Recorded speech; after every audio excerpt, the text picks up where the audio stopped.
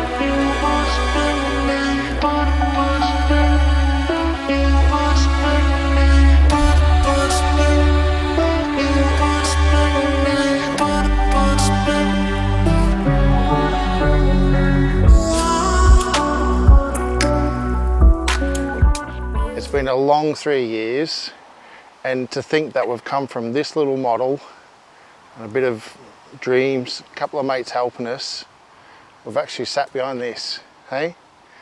And it's all brand new, shiny, ready to go, and we're just going to give you a bit of a walk around and show you through some of the specs of it and show you the final details of the car. And then yeah, we'll flip back to some B-roll of how we built it and some people that have helped us along the way, and hope you enjoy the video.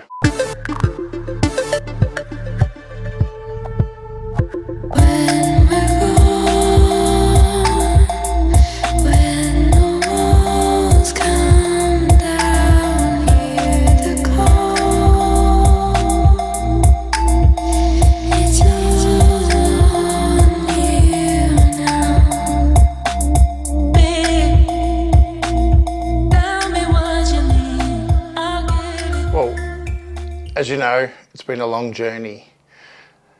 Basically, we've had to start from a scale model that we bought from Germany, and we've sort of scanned that and evolved from there. So thanks to good friend Webster Race Engineering, John Webster, he's the one that mainly carried out 99% of the fabrication on this vehicle. And honestly, without him, he's been an absolute, diamond with this project. And it took about 13, 14 months in fabrication. And even before then, we had to design a transmission system that's unique to this vehicle, because it's a mid-engined engine in here, gearbox in the center, diffs front and back. Because this is very unique to this car, there was nothing available on the market. So SGS transmissions have been another good friend and godsend in this build as well. He's helped out with the driveline and the actual gearbox and transmission system for the vehicle. And I kind of had to invest in like strong money to get that first, purely because I want to use this car. I don't want to just have it as a garage queen. So the idea is so we can have, a lot of power available, and we're gonna be able to use the car in different disciplines. So, I don't want, and the car's also got to be designed around the transmission system and the differentials as well. So I didn't want to have a mediocre gearbox or a temporary solution for that. And plus a lot of stuff just won't fit. So we had to invest in the gearbox and transmission system first. Then once that was designed and built, I think that took like 9 months to build. And then once that was built, we then started with the position of the wheels and chassis into the chassis, and then like the height of the body, and then sort of go from there. And then we actually used very little of the original car, of the Quattro. So basically it's the, you know, around the windscreen, a little bit of the roof and a little bit of the side pillars. That's about all that's original. And the rest is all hand-built space frame chassis. And we've got like a very unique floor system that, you know, it's all designed so we could service it and stuff like that as well. And then when it comes to the braking system, we've gone for like Alcon, because Alcon and Audi are best mates, you know, and Alcon are probably one of the best braking systems in the world. And they've been absolutely diamonds in this scenario. We've had full factory support.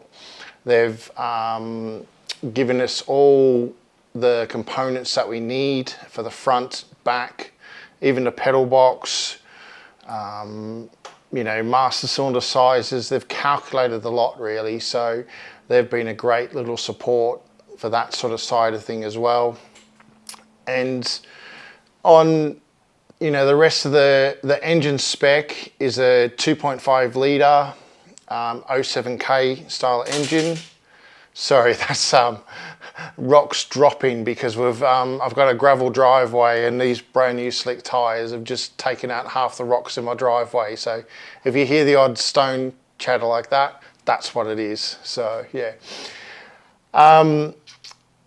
So yeah, basically the engine's a 2.5 litre 07K engine, twin cam, 4 valve per cylinder. And I've already had this on a dyno down at VRS in Northampton, and we've got a Turbo Smart Turbo, which is a 6262 turbo, and on low power the car's making 725 horsepower and 500 foot-pounds of torque. So, and that's on 1.5 bar boost, 1.4 actually bar turbo boost pressure. So super happy with that. That is absolutely enough for this car for the first rollout and tests and stuff like that. And then as we check everything and make sure everything's okay, I'm just going to keep upping the power until we sort of max out this turbocharger.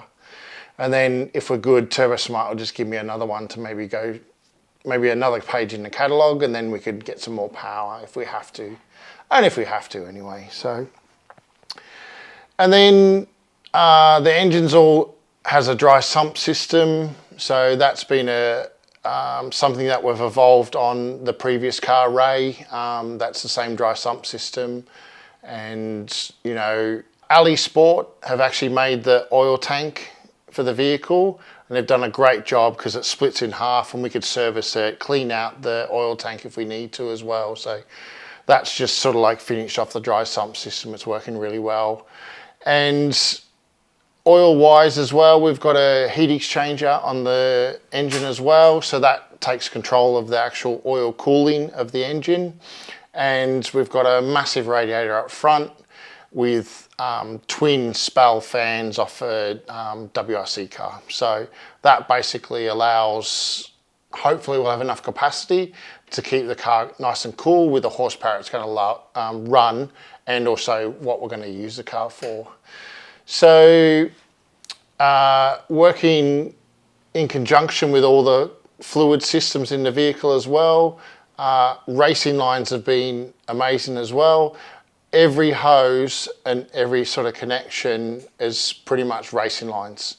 They've come down and they've crimped every hose on site, and it's a great service because when you've got a car like this, my God, there's so many hoses. And to get the symmetry and the orientation of all the hoses, and because they're all hydraulically crimped, basically. The dog's starting to eat rocks now. Basically, like it was so handy that they come down with a van and we could just crimp the actual hoses on site as well. So that's been a really worthy sort of service that they offer. And electronics wise, the car is full Motec. So, you know, the original cars back in the day run a Bosch system, but we're actually running a Bosch system now because Bosch own Motec now. So Bosch is a Motec owned company. So technically we are sort of Bosch, aren't we? So even with a Motec logo.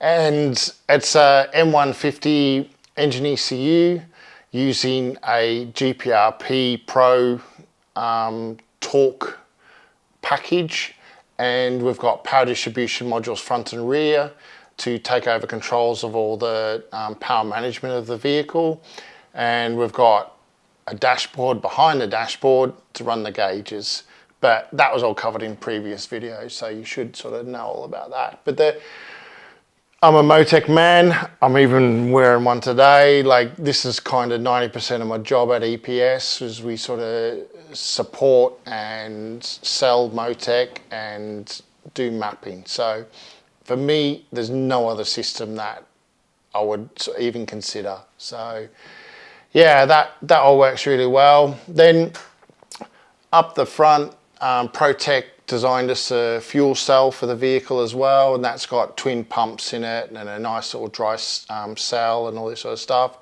And that's a 60-litre tank, which is probably a little bit more than what we probably will need for the future. But I kind of, when I sat down to sketch out the specs of the vehicle, I kind of looked at what rough spec the original car was, and I wanted to make little bits of the car that were very similar. So the original Group S car had a 60-litre tank in it, so right, let's just go a 60-litre tank and, you know, sort of go from there really. So and then on the outside, we've finally got all the body panels on the vehicle now. The back is a full pre-preg carbon bodywork, which is a clamshell that flips up, as you've seen in previous episodes, because you're all good watchers and subscribers. And we've got a bit of a mixture up the front. We've got some like carbon Kevlar doors, and then there's a bit of fiberglass in the front, and there's a bit of steel on the sills. We've got all sorts coming on to sort of complete the actual package. And then on the outside as well, we've finally got all the front lights and body panels, and we've got a bit of a mixture of guards. You know, the front wings are like Sport Quattro, the bonnet's like a standard bonnet with like standard lights, and that's kind of how they would have mixed it up back in the day, I think, because this was a prototype. It got probably built so quick that they just grabbed what parts they could, really. And, you know, that's kind of how we've had to sort of follow the whole scenario, really. Wheel-wise, we've got some ROCH wheels that are 18 by 10, and we want to use this car for tarmac. And they're booted with some Michelin slick tyres, and that's all connected via KW Motorsport suspension. And we've got bump, rebound, high speed, low speed. We've got blow off, so we've got plenty of adjustments. Rickwood Racing made us some beautiful anti-roll bars for the vehicle as well. They're all bladed, so we can adjust the stiffness of them as well. My God, the spec just, there's so much. There is so much. I could talk for hours, and you've probably heard enough of that. So Axel here is going to roll some B-roll, and then you can have a look at the car. Please like and subscribe. Hope you like the car, hope you like the channel, and we'll see you soon. And the next bit is the fun bit, because I'm sick of looking at this car looking pretty. I just want to add some patina to it. I want to like drive it. I want to like feel the difference of how it feels compared to the Pikes Peak Quattro that I've also got. Because on paper, this should be totally different, because when we weighed the car, we've actually got a 50-50 weight split in the vehicle, and we're 985 kilos as we sit now. So if you do the man mass, it's pretty good. So it should be pretty fast. So yeah, I'm gonna look forward to driving it. I want to just slowly develop the car.